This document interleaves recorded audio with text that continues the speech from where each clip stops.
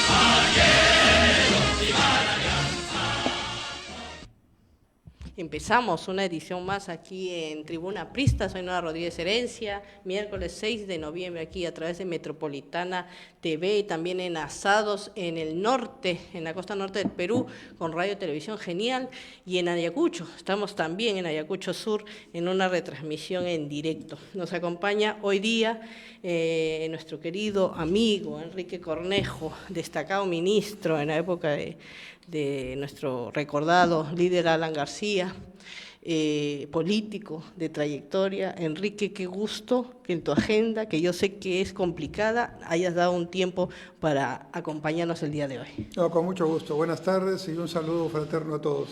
Enrique, yo te veo después de años, tuve la suerte de acompañarte en algunas actividades deportivas cuando candidateaste a la alcaldía de Lima, visitaste San Pedro de Llor en Pacasmayo cuando estabas viendo el tema de la Secretaría General del Partido Aprista.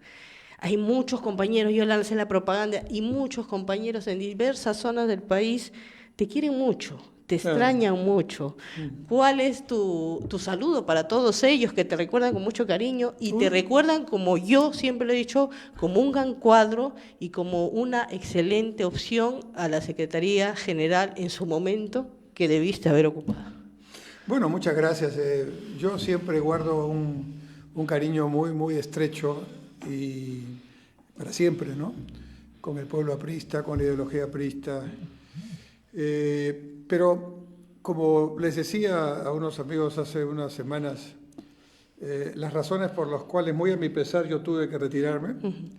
A pesar de muchos, de todos. Y lamentablemente continúan, según lo que observo desde fuera. Exacto. Y si a mi carta de renuncia, que está publicada en las redes, yo le pongo fecha de hoy día, no le cambio ni una coma. Sigue actual. Los que vemos, los que tenemos un punto de vista y que compartimos por eso el respaldo que tuvimos contigo, vemos como que las cosas no cambian. Sí. Hemos visto este año 100 años de APRA, pero la crisis está, que mucho no hay diferencias, en el PAP, el Partido Aprista es el que está en crisis. La ideología y la doctrina de Víctor Raúl no. Continúa, y por supuesto es la que permite que hayan 100 años y que permitirá que hayan otros 100 años, porque esto no es eterno, ¿no? Yo estoy seguro que habrán jóvenes que asuman el desafío que aquellos jóvenes hace 100 años tomaron en un momento en que probablemente muchos del statu quo de la época decían, bueno, ¿esto qué es, no? Y fue un partido que empezaba a abrir un camino no solo en Perú, sino en América Latina y el mundo. Es que ella tenía la capacidad de mirar, digamos, el gran horizonte, ¿no? Y mirando ese gran horizonte, pisar tierra y decir qué es lo que había que hacer aquí, primero para entender quiénes somos y luego para proponer. Y yo creo que lo que le está pasando no solo al Partido Aprista, sino en general a la política en el Perú, es que si los futbolistas juegan fútbol, si los artistas pintan, escriben, los políticos tienen que hacer política. ¿Y cuándo se hace política? Dime, tú cuando compones un verso, un poema, ¿acaso tienes programado, lo voy a hacer una vez cada cierto tiempo? No, te nace, viene la inspiración, viene algo que te conmueve, porque el arte es expresar lo que uno tiene adentro, ¿verdad? Y lo haces. ¿Te imaginas un equipo de fútbol que diga, no, por favor, a mí solo me hacen participar en el campeonato final Exacto. para ganar la copa? No, tienes que estar siempre. todo el día cerca de la gente, esa es tu tarea. Exacto. Entonces, el primer error de los partidos y del APRA en particular, porque es el gran Por la partido, trayectoria, ¿no? exacto. Que siempre ha marcado la pauta en el siglo XX de la agenda en el Perú, agenda política, ¿no? La primera cuestión es cómo es posible que el partido aprista orgánicamente no esté trabajando cerca de la gente todos los días del año. Exacto. Y entonces esta mecánica mediocre de la que nos hemos contagiado en el Perú, de que solo se hace política cada 4 o 5 años cuando hay una campaña, es lo peor que puede pasar. Y entonces, ¿quiénes son los que ocupan el espacio que los futbolistas no juegan, que los poetas no escriben? ¿Quién es el que ocupa eso? Bueno, gente que no tiene la menor idea de qué es gobernar, como Castillo, que lo tuvimos y que se atrevió a decir, con sinceridad hay que reconocer en una entrevista, que no estaba preparado para eso y que le dieran un tiempito para la inducción, ¿no es cierto? Bueno, gente como aquella, gente que está haciendo partidos solamente para llegar al poder y bombardear el sistema. Ya se sabe para qué llega, ¿no? La democracia, la igualdad, la libertad, la fraternidad, la justicia social, ¿no es cierto? No les interesa para nada, ¿no? Partidos de izquierda radical, que ni siquiera han leído a Marx o a Lenin. No se le puede catalogar como comunistas. Sí, improvisados, que no han leído la Constitución y quieren cambiarla. Y no saben que la Constitución ya cambió en más de 52 artículos. O acomodar las leyes de acuerdo a lo que a ellos les conviene o a las grandes empresas, porque ya sabemos de que hay un costo para que haya un voto. O que incluso algunos de ellos no tienen ningún escrúpulo en decir, emulando a un Chávez o a un Maduro, a un impresentable Ortega, ¿no es cierto? Decir que los pobres son los que están cerca, digamos, de su ideología, porque son pobres, pero el objetivo es que sigan siendo pobres, lo ha dicho ahí en las redes, está, ¿no? ¿Y por qué? Le preguntan a Correa, le preguntan a Chávez cuando vivía, le preguntan a Petro, el actual de Colombia, ¿no? Bueno, porque los pobres son justamente los que nos permiten trabajar, porque cuando dejan de ser pobres, se convierten en clase media. Exacto. ¿Y qué piensan ahí? Bueno, ya piensan de otra manera. Entonces, el castigo y la circunstancia es que el castigo por no trabajar, por dejar ese espacio, yo diría, ese gran espacio de centro, centro-izquierda, ¿no? Ese gran espacio, es que tenemos ahora impresentables haciendo política. Y nos quejamos, pero en realidad es parte de nuestra culpa. Parte de nuestra culpa. Justo ahora estás diciendo que hay algunas intervenciones de congresistas o representantes de partidos políticos y las redes ahora pues te lo dan al instante. Vemos que hablan cada pachotada, que hablan cada cosa impresentable como político, que atenta contra los intereses del Perú, pero ¿y la gente por qué no reacciona? ¿Por qué lo toma como si nada? Ah, sí, como antes decía, ¿no? Roba pero hace obras. ¿Dónde está el comedor del pueblo? Exacto.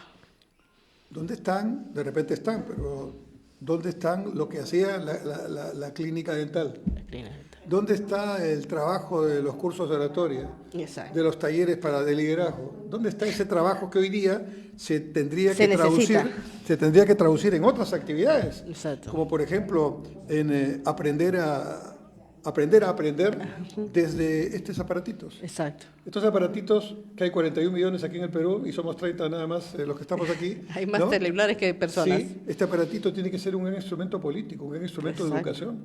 Y en lugar de ver pachotadas, TikTok, ¿no? Que salen a cada rato, estudiar. Culturizarse, exacto. El partido político debería estar haciendo docencia política a través del celular, a través de la... ¿Qué haría ella si estuviera vivo? Me permite esta licencia.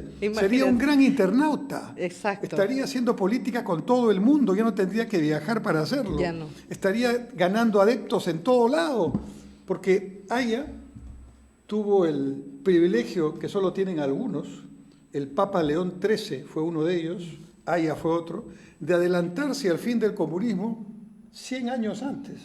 Claro. ¿No? Y de adelantarse están los textos, no estoy inventando nada. Todo están los textos, ¿no es cierto? Y estaba, pero absolutamente claro para ellos, Uno es de su posición religiosa, de su posición católica, y el otro de su posición política, de su posición aprista. Entonces, ¿cómo no va a vivir un partido 100 años si ha tenido un líder de esa magnitud? Entonces, quizás lo que ahora hay que hacer es perseverar y empujar, ojalá no sea mucho más tiempo, para que, estoy seguro, no me interesan los apellidos, pero toda una generación de 20s y 30s esté allí, a la cabeza. ¿Que se van a equivocar? Que se equivoquen. Sí, pero haciendo. Pero que empiecen a trabajar. Y estoy seguro que no se van a equivocar. Porque la doctrina aprista tiene la virtud de que permite, bien estudiada, adaptarse al espacio-tiempo que uno tiene. Y este espacio-tiempo es un espacio-tiempo bien complicado, pues, ¿no? Porque ahora estamos conversando y seguramente hay gente en Ayacucho, exacto, hay gente en el norte, en Pacasmayo, en Madrid. En Madrid y en cualquier lado, allá en Nueva York están discutiendo el tema de las elecciones con Trump, ¿no? Y uno dice, bueno, esta es una extraordinaria oportunidad para hacer una política en tiempo real, ¿verdad? Exacto. Pero para hacer política en tiempo real hay que tener contenidos. Exacto. ¿Qué proponemos? Entonces, vuelvo, primera autocrítica, nos hemos contagiado de la mediocridad y solo hacemos política cada 4 o 5 años. Abandonando a la población en su día a día. Es como decir, yo soy político solamente cuando hay campaña. Lo peor que le puede decir a un ciudadano. No, después te dicen, ni siquiera me saludas ya cuando llegas. Exacto. ¿No? Ya. Lo segundo que caracterizaba al Partido Aprista siempre, marcaba la agenda política del país. Exacto. Ponía la agenda. Vamos a hacer algunos recuerdos, ¿no? Jornada de 8 horas, ahí estuvo el APRA, ¿no? Otro recuerdo, el voto a la mujer, ahí estaba el partido. Gracias. ¿Qué más había? Educación gratuita, ahí estaba el partido. Descentralización, ahí estaba el partido, con Ramiro a la cabeza, ¿no es cierto? Ya, ¿cuáles son los temas claves en el Perú de hoy día? Empecemos por el que nos agobia, la inseguridad. Inseguridad. ¿Qué dice el partido con respecto a eso? No se manifiesta. Ya, otro elemento clave, la educación. Porque estamos hablando de varios temas que tienen que ver con educación.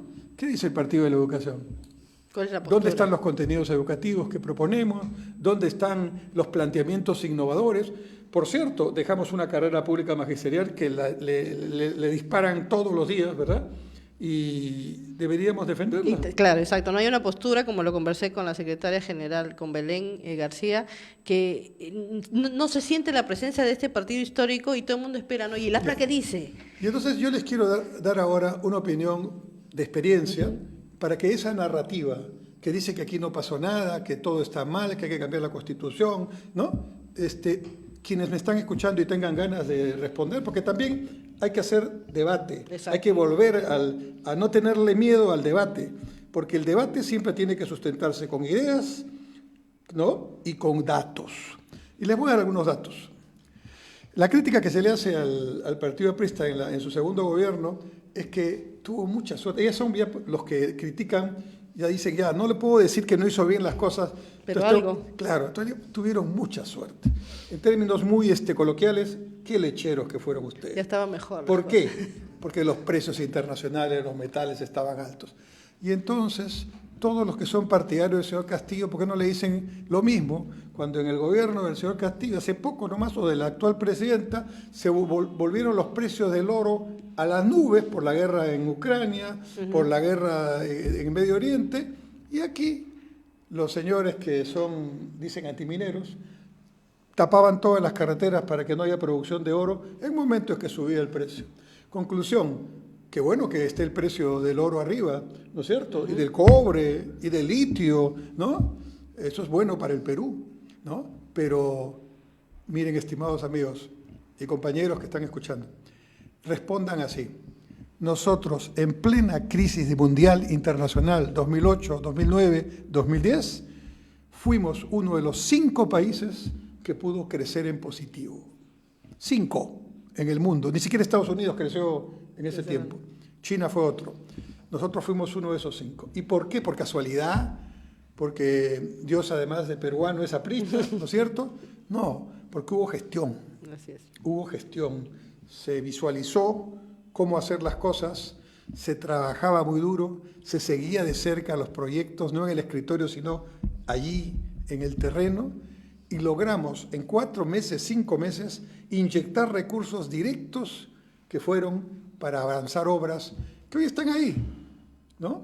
El tren eléctrico, ¿A cuántas familias sirve? Solo la línea 1 que está en funcionamiento. 350.000 viajes ida y vuelta diarios. 350.000 personas, ¿no? Y ya queda corto porque faltan más vagones. La línea 2, que ya debería estar terminada hace mucho tiempo, va a ser el cruce que va a permitir ya conformar el sistema. Pero eso no existiría si la 1 no estuviera funcionando. Exacto. Y la 1 ya pasó el año pasado el pasaje 1.000 millones de viajes. Claro, que varios se han repetido, ¿no? Claro. Ya. ¿Eso es un fracaso? No. Segundo elemento. Entonces, el crecimiento económico fue de 7% promedio, llegamos en el 2010 al 9%, hoy ¿cuánto estamos? 3%. ¿Cuánto se debe crecer por lo menos para que haya empleo? Porque sin empleo no hay nada. 6%. Y le voy a explicar por qué. Al 6% le quitamos el 1%, que es el crecimiento de la población, y queda 5%. Y con 5% recién le damos empleo a los muchachos que cumplen 15 años y van a formar parte de la fuerza laboral. Entonces, automáticamente, cuando ustedes escuchen que el Perú crece 2, 3, menos de 5, hay desempleados. Claro. Entonces, ¿cómo se imaginan ustedes un Perú sin desempleo y sin tanta gente en el delito menor, me refiero, no en las grandes organizaciones criminales? Si hace muchos años estamos creciendo al 2 o al 3% y celebramos como si fuera un éxito, porque dicen que somos los mejores de América. Exacto. No. Hay que crecer arriba del 5 y arriba del 6 en realidad, para que los que recién nacen puedan ser atendidos también. Y nosotros hicimos ese crecimiento y bajamos la pobreza monetariamente, ¿no? De 54% hasta 28% y luego bajó al 20%, ¿no? Y luego vino la pandemia. ¿Eso es casualidad? No, es producto de un trabajo serio. Un trabajo serio que entendió que la única manera de generar empleo en el Perú es con crecimiento. Y la única manera de generar crecimiento es con inversión. Ya lo decía ella. Para combatir la pobreza no hay que quitarle la riqueza al que la tiene, sino generar nueva riqueza para el que no la tiene. Ya está. Simple. Es como... Aya pertenece a ese grupo selecto, pues como Deng Xiaoping, ¿no? O sea, entiéndeme. Entiendo. Aya tenía en un discurso una frase muy dura que decía, pensamiento de pigmeos, dice, ¿no? O sea, un pensamiento estrecho, ¿no? Como los caballos que van acartonados para ganar solamente, ¿no? Hay que tener amplitud. ¿No? Mirar más allá. Y esa amplitud te debe llevar a entender que el crecimiento solo se genera con inversión. Y la inversión mayoritaria es la privada. Es la privada. Ahora que estamos hablando de inversión y está ahora ya a puertas de inaugurarse el puerto de Chancay, ¿qué tanto nos beneficia, qué tanto nos abre más puertas al mundo? Lo voy a poner de esta manera. Si solamente vemos el proceso, nos beneficia como 100, pero nos beneficia.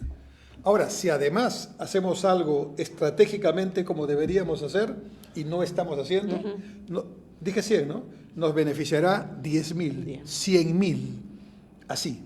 Mira, estamos en la oportunidad histórica de lograr que el Perú sea el Singapur de América del Sur.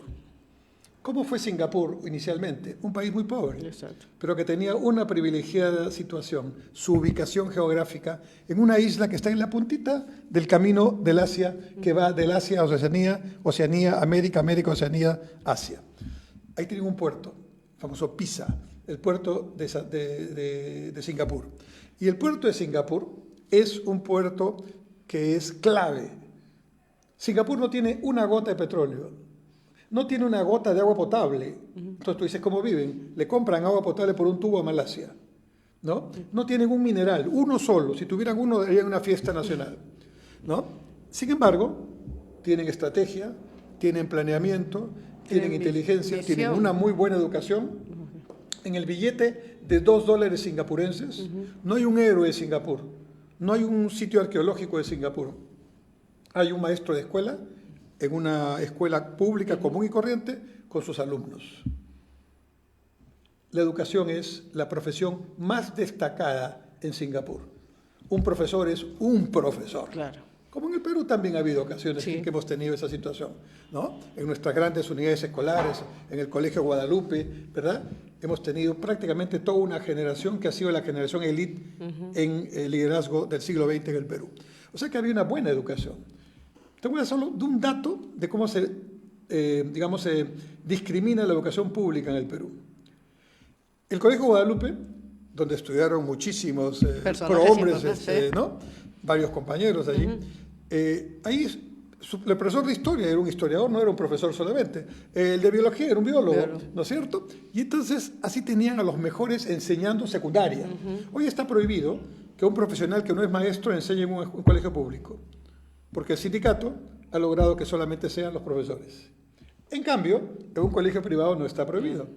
Entonces, los mejores profesionales que quieren hacer docencia en secundaria, y vaya que la necesitamos, pueden ir al colegio privado, pero no pueden ir al colegio público. Dime esa inconsistencia. Entonces, definitivamente, ¿por qué te digo que si nosotros nos proponemos, esta puede ser una ocasión extraordinaria? ¿Por qué?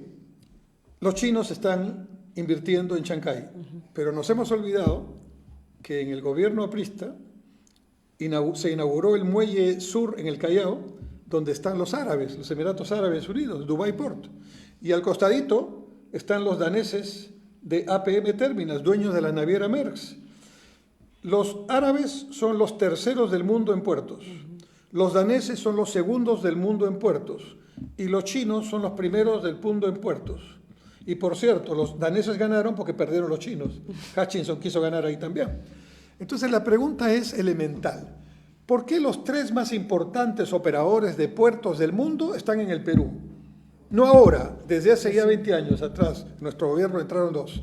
¿Por qué están? ¿Qué ven ellos que no vemos los peruanos? Número uno, para ponerlo en pocas palabras, en la antigüedad el mar Mediterráneo era como dicen los muchachos, el point, era el sitio. Ahí tienes que estar o no eres. En el siglo XX era el Atlántico, pero estamos en el XXI. Y en el siglo XXI, primera parte es el Pacífico. Y segunda parte del siglo XXI es el Índico. Y como Dios es peruano, Perú está al centro de América del Sur, en la zona Pacífico, en línea recta está Oceanía a la izquierda hacia la derecha, y te vas en línea recta más para allá y encuentras el Índico. Y está el gran protagonista de la segunda parte del siglo XXI, India, que dicen muchos que lo va a pasar a China. Bueno, a nosotros nos interesa que compitan entre ellos, ¿no? Claro. Pero que vengan acá. Y por cierto, estamos haciendo la negociación con India para un acuerdo de libre comercio. ¿Cómo aprovechamos, como tú dices, tenemos una gran inversión, pero no estamos aprovechando el Perú como deberíamos? Primero creo que debemos definir una visión. No hay visión en el Perú en este momento. Y yo creo que la visión debe ser convertir al Perú en el líder sudamericano de la cuenca del Pacífico. Punto. Y ahora vamos a ver qué significa eso. Exacto. Bueno, para que sea el líder sudamericano y que no solamente tengamos los puertos, el aeropuerto y todo lo que está viniendo, necesitamos inversiones. Ok, ¿cuántas inversiones? Dice el Plan Nacional de Infraestructura que son 100.000 millones. Yo le pongo el doble, 200.000, no están los trenes ahí, 200.000 millones. Ok, es mucho dinero. Recordemos a ella.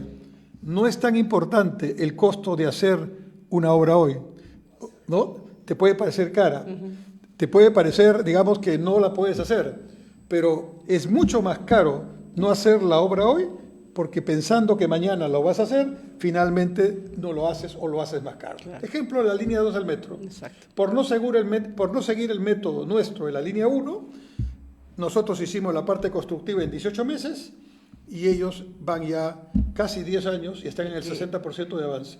Me dirán, no, que es subterráneo, el otro era por aire. Ok, que no hagas, no en 18 meses, pues 36 meses. No, ya, pongo 50 meses, pero lo hago, y te aseguro que lo hago. Entonces, esto solamente tiene una diferencia: seguimiento, visión y voluntad política. Lo demás lo hacen los técnicos. Enrique, tú lo haces los temas de actualidad tan didácticos que yo creo que hay mucha gente que ahorita está pues pensando, así es el tema, así es el tema. Entonces vamos a hablar de otro punto, que es la inseguridad. Nadie da razón de cómo solucionamos el tema. Sabes muy bien tú que en el norte no es recién, estamos de hace más de 20 años con ese tema de los sicariatos, de los cupos y de todo. ¿Cuál sería la acción inmediata que se debe hacer, el plan inmediato que debe hacer el Estado? Yo diría, si la señora presidenta tuviera un consejero que no solamente la alaba, sino piensa que realmente puede hacer bien las cosas, yo diría lo siguiente. Mira, ¿cuánto tiempo tuvo Paniagua en el gobierno? Que fue en transición. ¿Cuánto tiempo tuvo Sagasti en el gobierno? 1 año, 3 meses. ¿Cuánto tiempo le queda a la señora constitucionalmente? 1 año, 8 meses. Mire, en 1 año 8 meses se puede cambiar las cosas si tú quieres. Si quiere. Yo no soy partidario de la señora, como comprenderás, Claro. pero me interesa el Perú. Exacto. Y entonces, si el punto número 1 es inseguridad, bueno, ¿qué pasa cuando un tema es un tema crucial, vital? ¿Qué pasó en el terremoto de Pisco? Todos nos fuimos a Pisco. No que yo soy ministro, que no, todos nos vamos a Pisco. Había un solo baño para todos. Esa es la realidad. Y de ahí empezamos a gestionar. Y cada ministro tenía una tarea. Tenían que ir a todas las zonas, teníamos que ir a todas las zonas.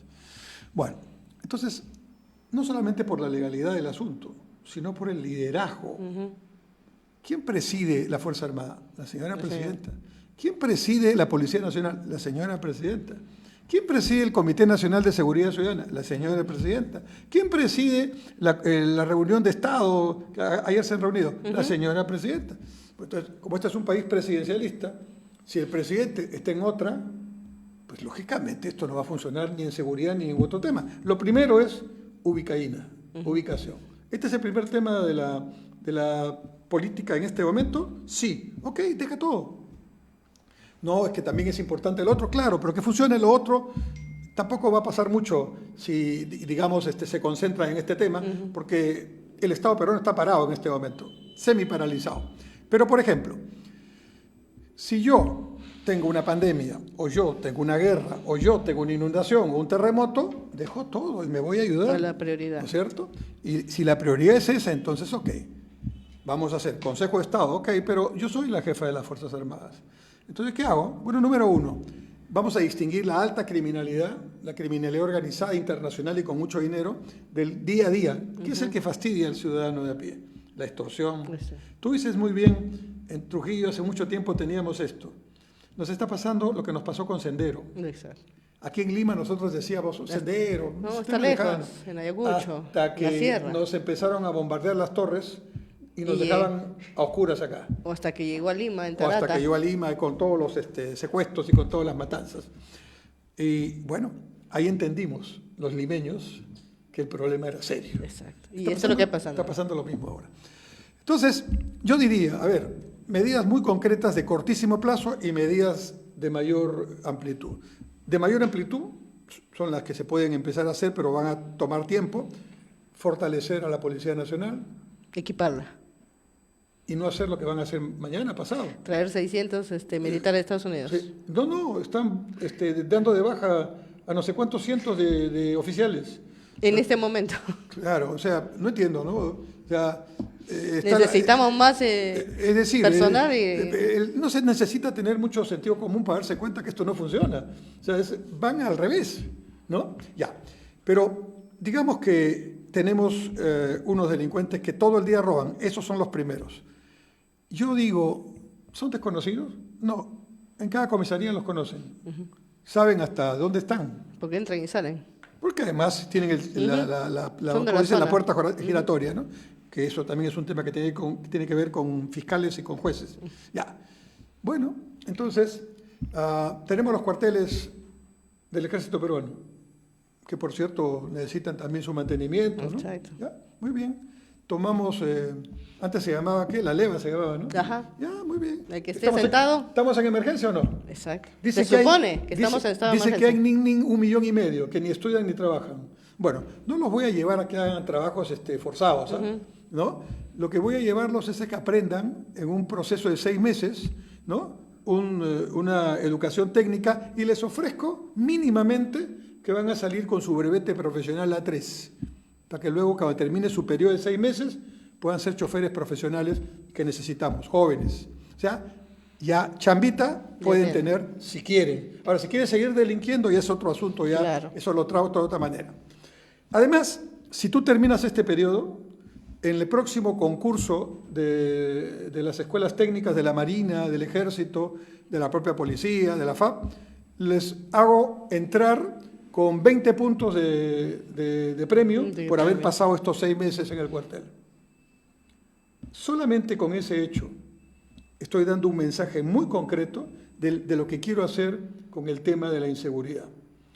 Es decir, si yo tengo la información, sé quiénes son, pero el sistema es así, digamos, perverso, todos los días me roba el mismo, y entonces el ciudadano se harta de este asunto, el Estado como tal no hace su tarea, una tarea concreta, que no es difícil Claro. y que puede, estoy seguro, concretarse en 1 o 2 meses de preparación, que no cuesta mucho además. No. ¿Cuánto es el rancho del soldado? Creo que es 12 soles, ¿ya? Y que además le doy su propina para el fin de semana. Y lo voy preparando.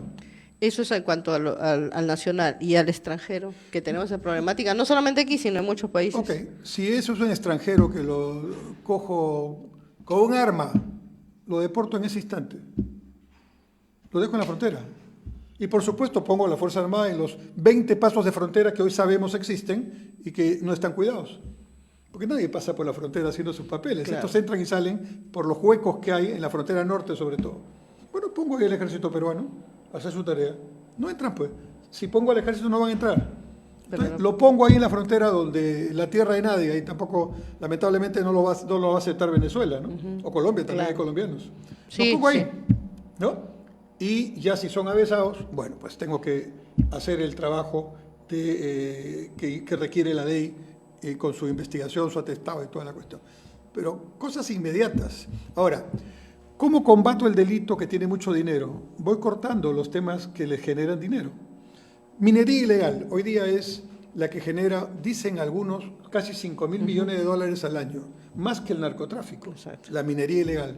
Entonces, como dicen, yo como Estado capto esa parte. ¿Cómo hago así? Esto no es un invento mío. En los 80, hasta los 80, funcionó en el Banco Minero una ventanilla, que era la ventanilla que compraba oro. Cuando el Banco Minero se cerró, la ventanilla se quedó cerrada, y el oro no solamente no lo recibimos, sino que se va a Bolivia. Claro. Los pocos dólares que hay en Bolivia son nuestros, son de la minería. Entonces yo quería, dispongo que el Banco de la Nación, yo he sido presidente del banco, es perfectamente posible, con sus 600 agencias, compren el oro. Y automáticamente le quito la carnecita al minero informal, que es informal porque se ha creado la informalidad porque el Estado no compra ese oro. Exacto. Y luego doy medidas para no contaminar, ya. Pero le compro el oro. De los 5.000 millones de dólares, te aseguro, 3.000 millones de dólares entran inmediatamente. Y como ya no es delito vender el gramito de oro, la pepita de oro, los delincuentes ya no van a tener espacio para actuar. Entonces, ahí le quité la mitad o más de la mitad de la fuerza vital que hoy día tienen los delincuentes. Narcotráfico. Ahora el narcotráfico es más complicado. Hoy día se ha dividido internacionalmente. Ya no tenemos solamente cocaína, sino tenemos otras drogas ya más sintéticas, ¿no? Y en el norte precisamente tenemos un corredor de droga muy complicado. Sí. Y en el sur, don Evo nos ha querido implantar uno, pero realmente no ha logrado su propósito. Entonces, esto lo conocen muy bien los especialistas. Entonces, en primer lugar, bueno, pues, ¿qué hizo el gobierno de Castillo? Miró para el cielo y las hectáreas de coca empezaron a crecer. Exacto. Hoy día se han duplicado, se han triplicado. Y lógicamente eso genera un activo para el narcotráfico que también genera otro tipo de delitos, porque narcotráfico, minería ilegal, trata de personas, exacto, ¿no es cierto? Todo viene junto, viene en paquete, extorsiones. Estos son importaciones de delitos que han venido de Colombia, de Venezuela y de otros lados. De México también. De México, ¿no es cierto? Que son, pues, digamos, países ya con experimentación de muchos años en este tema. Entonces hay que atacar las raíces del problema, ¿no? Y sobre todo, demostrar que hay presencia del Estado y que hay autoridad, lo que significa, porque también se conoce, que esos sitios donde se permite que esto continúe, desaparezca. Tú hablas de la presencia del Estado, que a veces ya no tenemos una mamá, sino tenemos una madrastra.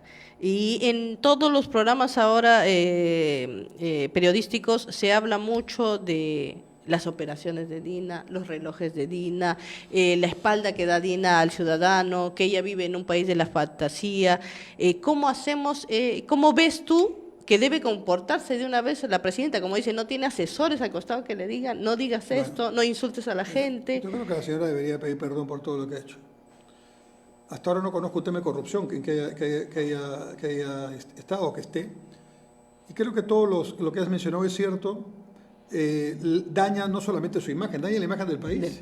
¿No? Y quita esa fuerza de liderazgo que hace que justamente se irrespete la institucionalidad, se irrespete la autoridad. Entonces declaras de emergencia un distrito. Los delincuentes dicen que lo declare, pues yo sigo ahí haciendo lo mío, ¿no? Entonces, yo creo que la señora tiene 18 meses.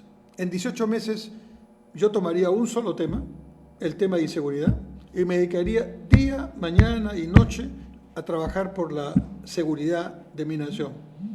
Seguramente no voy a resolver todo, pero por lo menos me voy a reivindicar con mi país porque finalmente soy presidenta del Perú. ¿Piensas que protestar, como lo están haciendo varios empresarios de transporte, especialmente porque vemos todos los días cómo le disparan pues por su día a día los sicarios, es traición a la patria? No, yo creo que más bien, yo he visto a los manifestantes, los han entrevistado, ¿no? Todos tenían una cosa impresionante, ¿no? Todos decían, bueno, yo estoy protestando por esto, pero además en mi caso, fíjese, ha pasado esto, todos tenían su historia. Todos tienen. Entonces, en realidad, pues si este es un tema general, más bien se extraña que la protesta sea tan calmada, sí, tan calmada, ¿verdad? Y como debe ser. Pero también ahí, en medio de digamos, la confusión, entran también los que quieren petardear y quieren aprovechar. Pero bueno, yo creo que a la larga esto se va conociendo. En general, yo sí creo que hay que hacer un alto, un punto de inflexión en este tema. O realmente el Estado toma la acción y empieza a mostrar resultados que se pueden mostrar inmediatos, ¿no? O esto se va todavía a un nivel de, digamos, degradación mayor y ahí sí el control puede ser muy complicado. La próxima semana con APEC va a estar súper complicado. APEC, exacto, porque se han anunciado varias protestas de todos los sectores, ¿ah? De la morgue, del transporte. Bueno, ahí viene un principio que debemos aprender los peruanos, ¿ah? Los peruanos debemos resolver nuestros problemas entre peruanos y nunca con el invitado en la casa, pues. ¿No? Tú invitas a tu casa a alguien y resulta que empiezan los primos, hermanos a pelearse ahí. A sacarse las cosas. No, pues, no, o sea, salen los invitados y te sigues peleando. Se debe tener una pausa en estas protestas. Por supuesto, ¿no? O que quieren aprovechar cámara, porque ya pues ni con las cámaras peruanas la presidenta y los ministros hacen caso. No caigamos en ese juego, que es el juego de los que quieren, ¿no? Tipo Castillo, en fin, que quieren petardear solamente por el hecho de que no haya avance. O sea, lo que debemos dejar de hacer los peruanos, debemos protestar cuando haya que protestar, pero debemos de dejar de dispararnos a los pies en las cosas buenas. Las cosas buenas tienen que seguir funcionando y no hay que tener ese rencor, esa envidia, porque él, ¿no? Un día estaba en Colombia yo, en una tarea, yo era secretario del Parlamento Andino y me tocaba estar en Colombia y era un día martes o miércoles en Bogotá.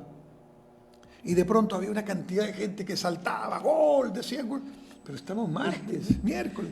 Y le digo al taxista, le digo, oiga, ¿está jugando Colombia? No, me dice, está jugando Real Madrid. Y entonces le digo, ¿y por qué la emoción? No, que está ahí James, acaba de meter gol. El colombiano estaba avivando que su colombiano jugador había metido un gol en el Real Madrid, ¿no?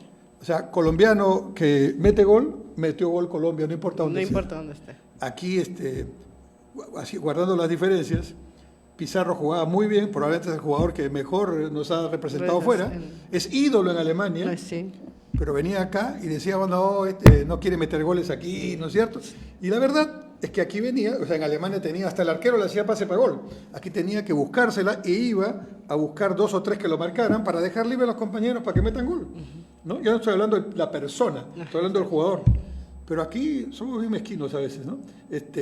Esa idea de que el peor enemigo de un peruano es otro peruano, ¿no? Que es una idea que ha salido fuera. Exacto, sí. Y a veces es verdad. Sí, yo creo que cualquier peruano que haga algo bien, todos ganamos. Puerto de Chancay, todos ganamos, ¿no? Puerto del Callao, todos ganamos. Aeropuerto Internacional Jorge Chávez, todos ganamos. ¿Y por qué ganamos? Te voy a explicar por qué.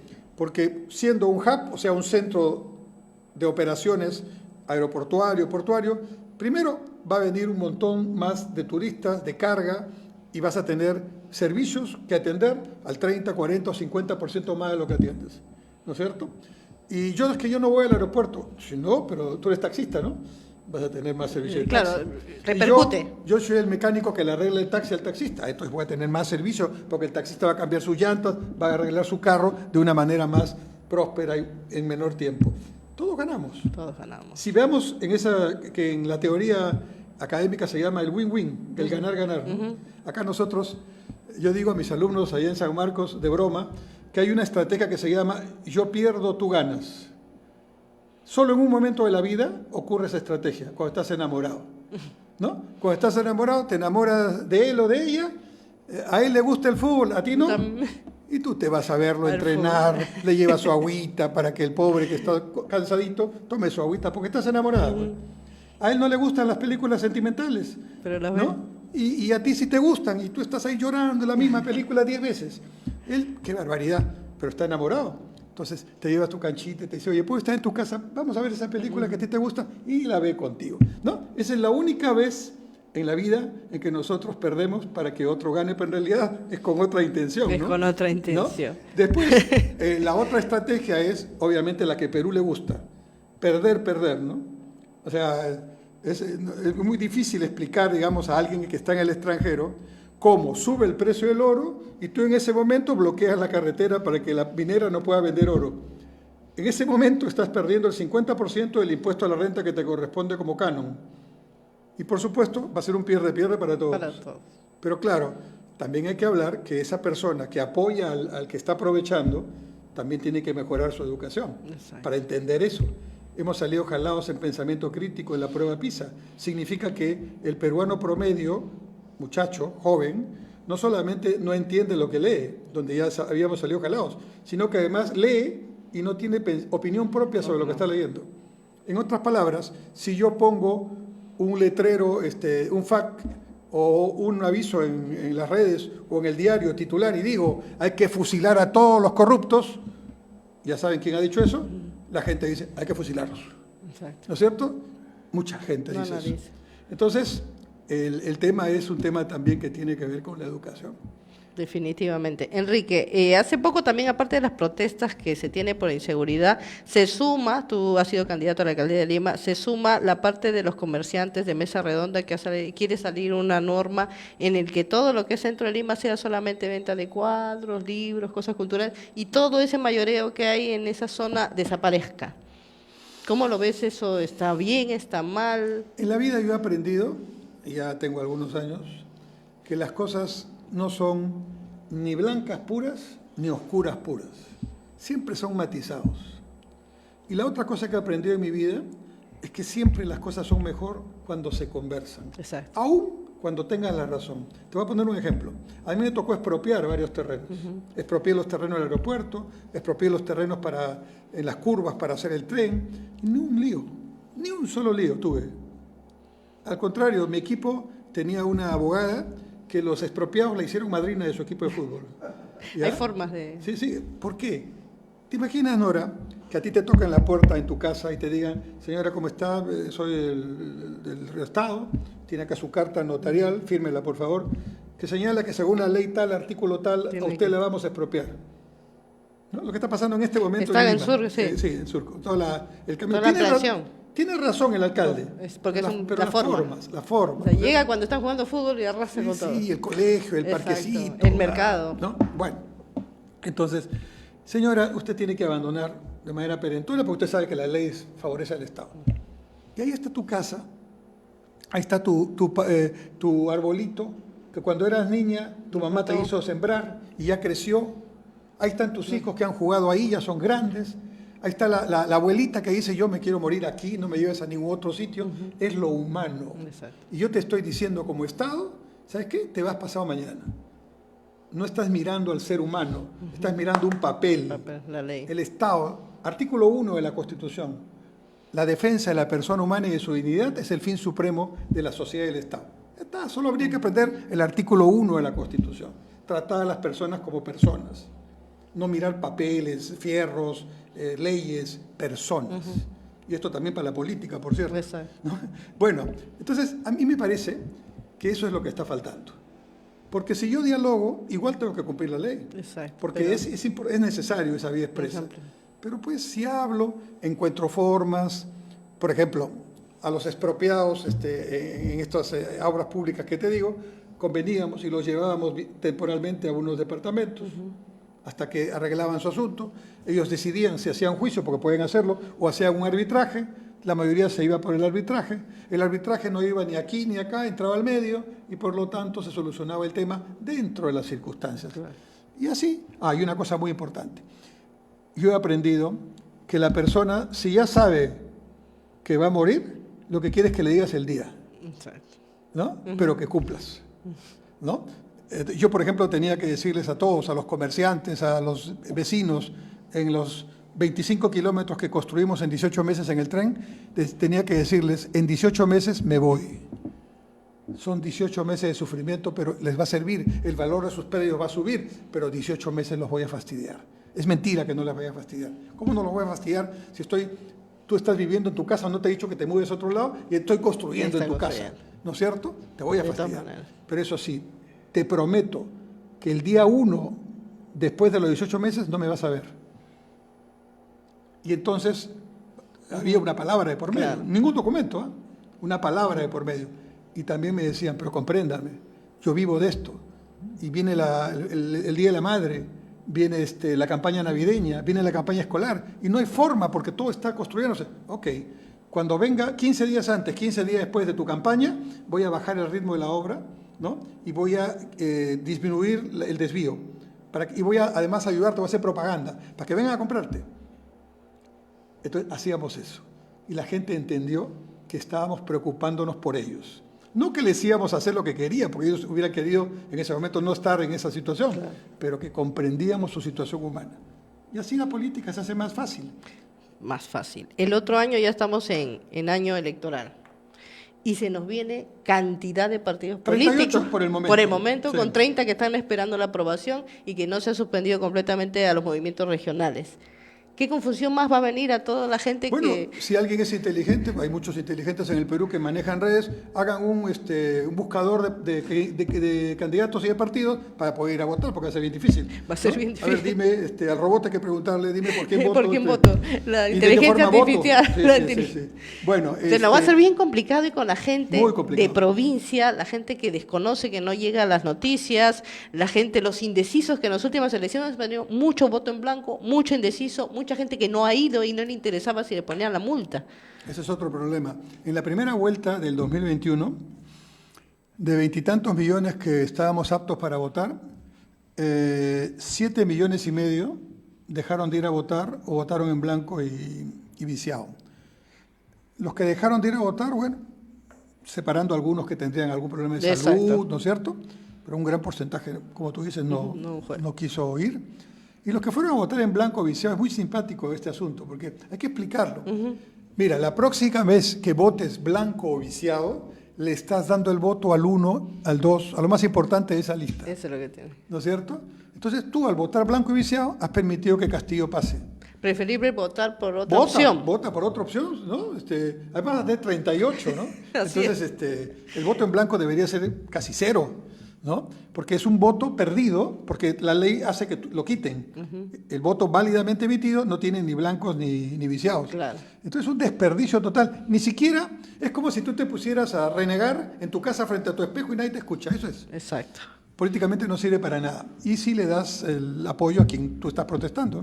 Regreso al partido aprista. ¿Cómo hacer que retorne, después de la fiesta de los 100 años, después de la trayectoria y que todo el mundo sabe de la realidad aprista, cómo hacer que retorne la confianza al pueblo? Bueno, lo primero es que tiene que haber una introspección, un manejo interno que solo puede hacerlo el APRA al interior y solo lo pueden hacer sus militantes, ¿no es cierto?, para encontrarse un punto y decir, ya, hasta acá, ok, muy bien, ya perdimos tanto tiempo, hemos perdido espacio político, hemos tenido que volver a inscribirnos, ¿no? Y ahora todavía tenemos que decir, oye, aquí estamos, somos los que hicimos esta obra, han salido ahí unos spots muy interesantes, ¿no? Pero si no ven cambio de actitud, si no ven caras nuevas, ¿no? Si no ven propuestas de seguridad, de educación, de salud pública, que son los temas que le interesa al ciudadano. ¿Tú crees que solamente tiene que ser caras nuevas, como estamos viendo por ahí escuchando a Carla, a Roque? Bueno, ¿o tiene que ser gente que esté preparada y esté a la altura? Caras nuevas es un concepto que incluye muchas cosas, que incluye renovación. Y la renovación viene con jóvenes y menos jóvenes que no hayan tenido tanto protagonismo. Puede ser la oportunidad para muchos compañeros que han sido relegados y que ahora pueden participar y que pueden poner su experiencia junto con la juventud. No hay que tenerle temor ni a la juventud ni a la experiencia, hay que combinarlas. Vuelvo a mi punto, yo soy no de extremos, hay que buscar Lo más fácil es estar en los extremos, ¿no? Yo sé que hay compañeros que tienen esa... Vayamos al antiimperialismo del APRA, ¿no? Hay que mirar, como miraba ella, hacia adelante. Y con eso mirar qué hacer con estos nuevos escenarios. En estos nuevos escenarios el tiempo es fundamental. Exacto. El tiempo se ha convertido... Mira, hay una frase que dice, el tiempo es oro, ¿no? En política el tiempo es vida. Porque si yo dejo de hacer lo que tengo que hacer, me queda una generación o 2 generaciones sin agua. O sin el colegio que tenían que tener cuando tuvieron la edad para estar en el colegio. Exacto. ¿No es cierto? O que tengan la pensión cuando tenían la edad para ser pensionistas, no cuando están muertos. Entonces, la política tiene que hacerse a tiempo. Y eso requiere preparación. Una experiencia. Si tú llegas o pretendes llegar a un puesto importante de liderazgo sin haberte preparado, mejor no la hagas. Exacto. Va a ser muy complicado para ti y para tu familia, ¿no? ¿Por qué? Nadie puede aprender cuando está ya en el cargo. Imagínate, como Castillo, que tú lo dijiste ahorita, Castillo. Déjeme que aprenda para... Claro, pero Castillo, bueno, ¿cómo habrán sido sus alumnos si fue profesor realmente, ¿no? Por ejemplo, el ejemplo de los... ¿Qué eran los pollos, no? Ajá. Bueno, todas las anécdotas que sacaba, sí. Cantinfladas. Sí, realmente preocupante, ¿no? Preocupante. Pero yo decía, digamos que cuando uno está en estas circunstancias de mirar qué es lo que necesita nuestro país, yo creo que hay que ser optimistas. Y hay que ser optimistas. Yo soy profesor universitario hace 46 años. He visto mucha gente pasar por las aulas. Y yo creo mucho en el joven peruano.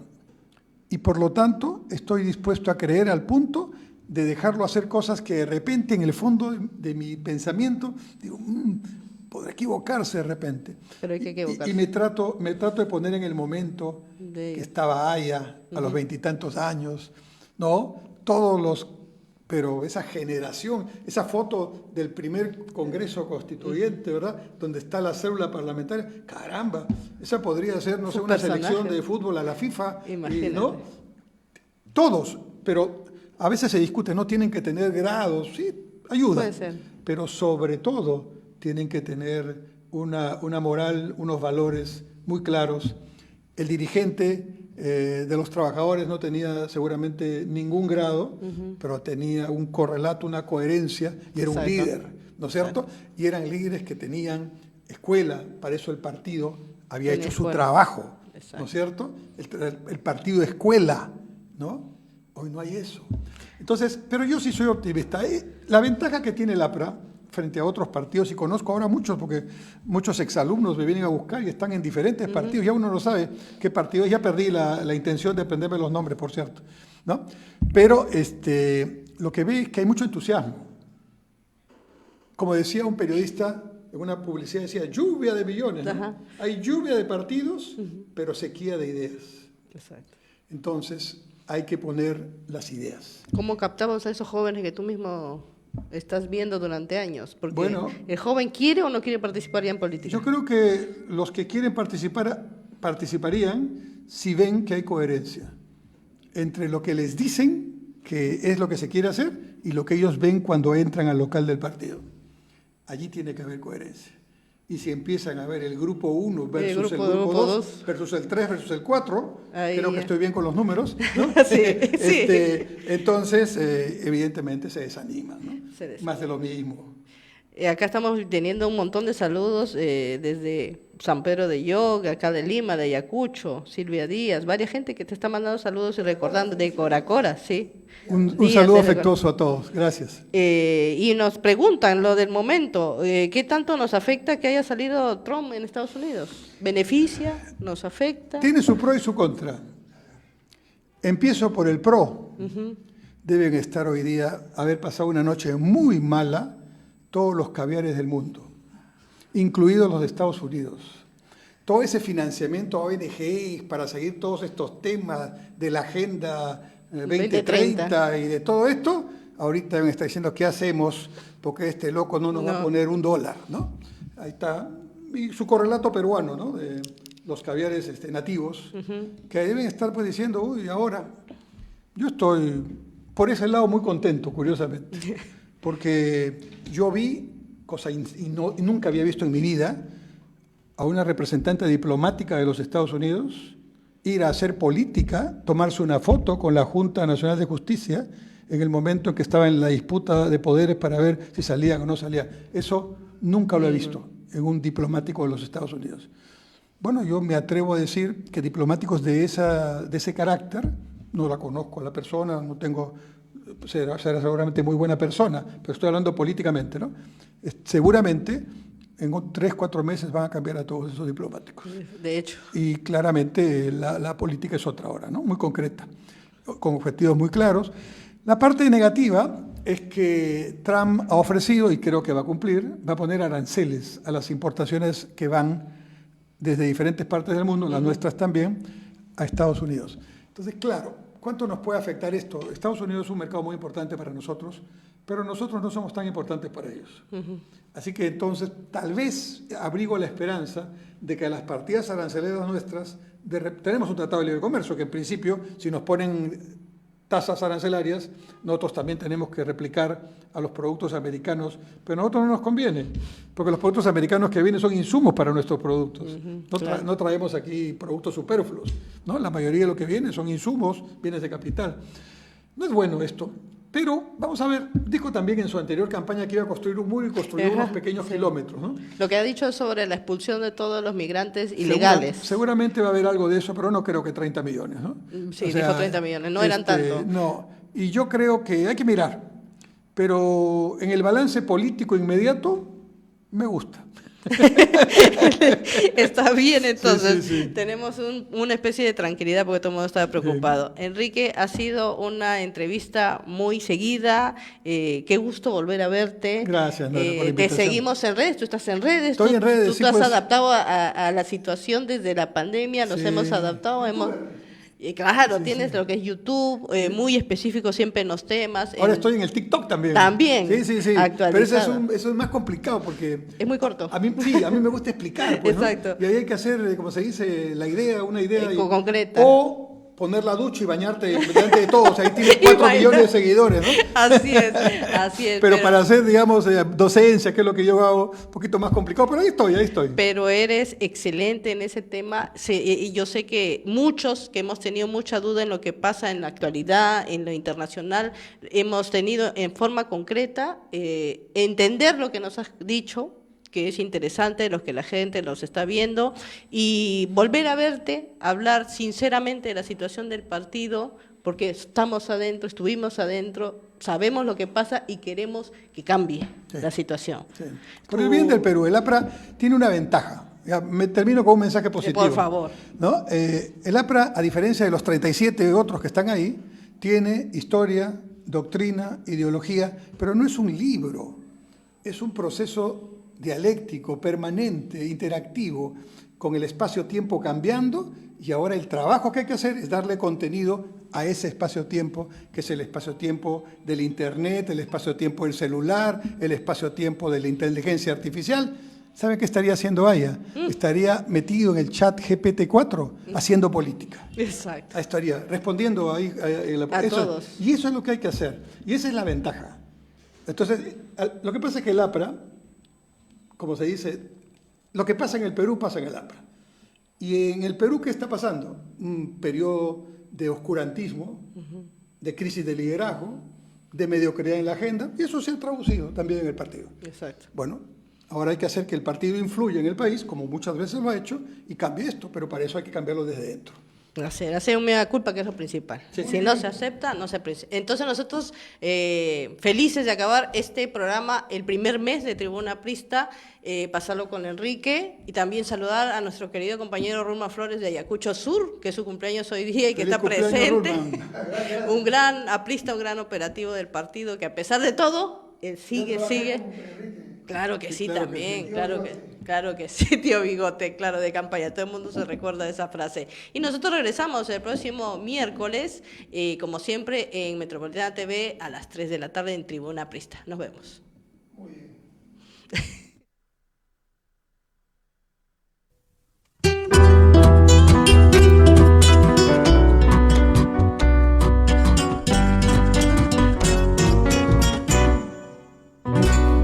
Seamos leales al aprismo, compañero, el partido que ha de salvar al Perú.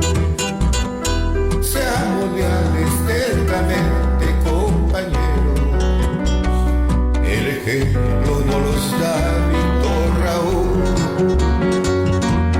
cárcel, ni el destierro, ni la muerte han logrado quebrantar nuestro ideal, porque somos de América Baluarte, el partido de la gran revolución. El Abra legión de valientes, este continente quiere unificar los pueblos de Allende del Caribe, de aquel de los Andes, al fin seguirán. Los pueblos de Allende del Caribe, de aquel de los Andes, al fin seguirán. De Bolívar y allá de la Torre, el mismo camino de la libertad. Y de Bolívar y allá de la Torre, el mismo camino de la libertad.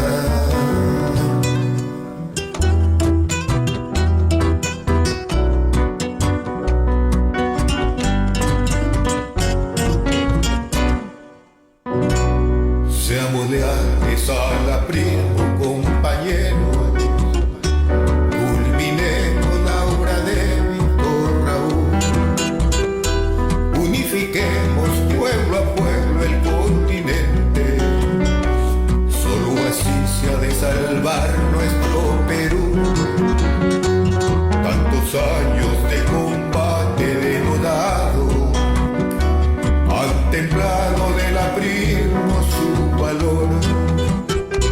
Ni tiranos, ni sirvientes, ni traidores han logrado quebrantar nuestro fervor. El Abra legión de valientes que este continente quiere unificar. Los pueblos de Allende del Caribe, de aquel de los Andes, al fin seguirán. Los pueblos de Allende del Caribe, de aquel de los Andes, al fin seguirán. De Bolívar y allá de la Torre, el mismo camino de la libertad.